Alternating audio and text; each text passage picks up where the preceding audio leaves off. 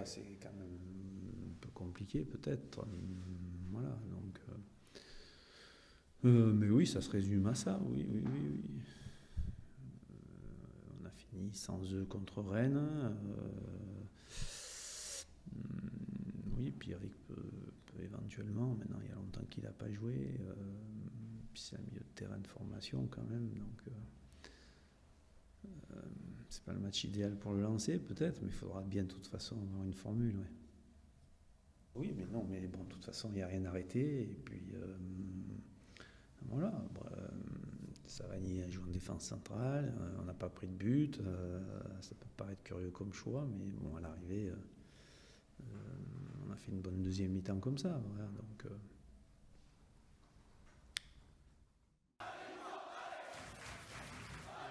Déjà, oui, je peux occuper plusieurs postes en défense, que ce soit central ou à gauche.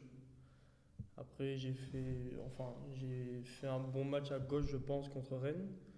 Donc, je postule à jouer à gauche encore ce week-end.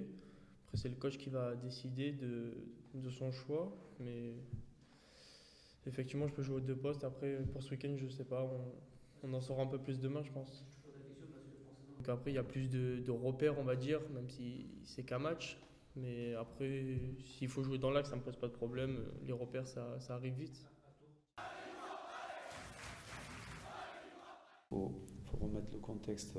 Il est le seul club qu'il avait connu, professionnel, hormis son club amateur à Mérignac, le seul club professionnel qu'il avait connu, c'est Tours de 15 ans à 21 ans. Il n'avait rien connu d'autre. Donc il était dans son petit confort, titulaire depuis 3-4 ans. Tours, c'est une ville où il fait bon vivre, mais tranquille. Voilà, il n'y a pas de. Il arrive, il débarque dans un club du Sud. C'est pas tout à fait le même tempérament. C'est la Ligue 1. C'est toujours difficile pour des jeunes joueurs à vivre ça. Je peux citer des exemples, je peux en citer en pagaille. J'ai commencé à jouer. Après, j'ai eu une période difficile. Donc, rejouer et aborder des matchs comme Marseille, c'est intéressant. Après, j'ai jamais rien lâché. Donc, je pense que c'est mérité.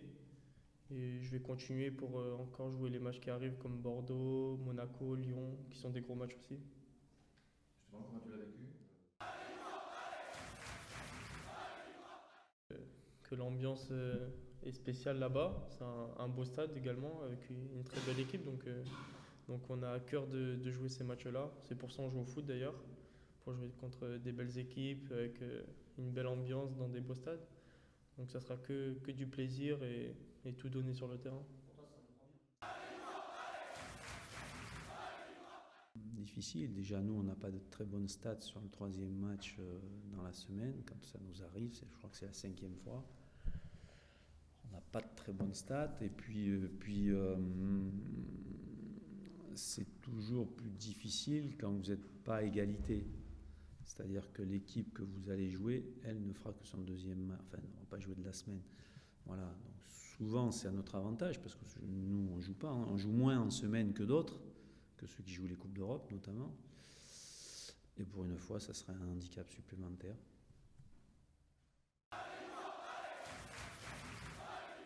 Ouais, alors le contexte était complètement différent. Nous, on avait fait le match qu'on était capable de faire, mais on avait joué surtout aussi une équipe de Marseille qui n'était pas prête comme nous, on l'était à ce moment-là.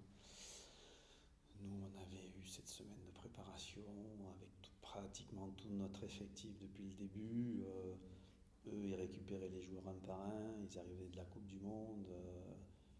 Je pense qu'on n'était pas du tout dans la même dynamique, dans la même forme de préparation. Voilà. Nous, on était déjà à 100% à ce moment-là. Et je pense que c'était très très loin d'être à 100%. Mais on avait saisi notre chance, oui.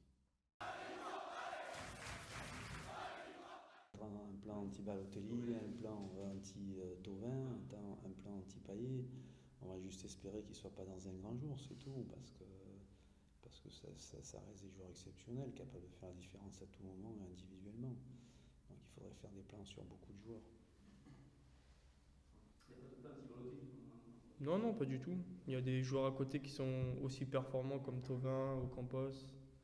Donc, il n'y a pas de plan anti-Balotelli. Bah, pour figurer dans cette première partie, je pense qu'il faut battre les équipes, les top équipes du championnat.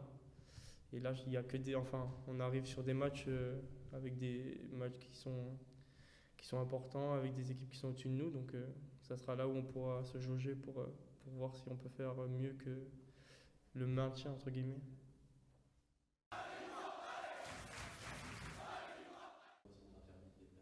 C'est bien dommage.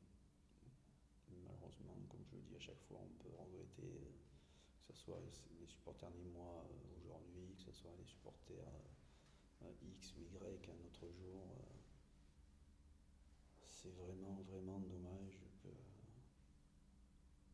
les supporters ne puissent pas se déplacer facilement et tranquillement. Voilà.